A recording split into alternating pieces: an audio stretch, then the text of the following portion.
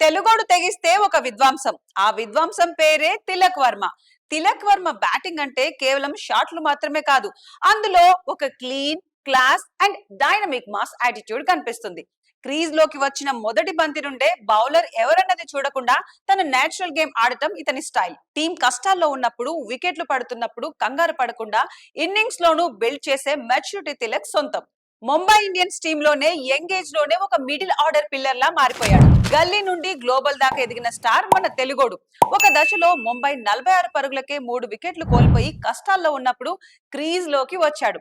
మొదటి 22 బంతుల్లో కేవలం 19 పరుగులు మాత్రమే చేసి నిదానంగా ఆడిన, ఆ తర్వాత గేర్ మార్చి తర్వాతి 23 బంతుల్లో 82 పరుగులతో చెలరేగాడు. అశోక్ శర్మ ఓవర్లో 6, 4, 4, 6, 6 బాదడం ఈ ఇన్నింగ్స్ కే హైలైట్. మొత్తంగా తన ఇన్నింగ్స్ లో 8 4లు, 7 సిక్సర్లు బాదాడు. సో చూసారు కదా, ఇది మన తెలుగోడి సత్తా. సో మర్చిపోకుండా ఈ రీల్ ని లైక్ చేయండి, షేర్ చేయండి. మరిన్ని అప్డేట్స్ కోసం ఇప్పుడే ఫాలో అవ్వండి.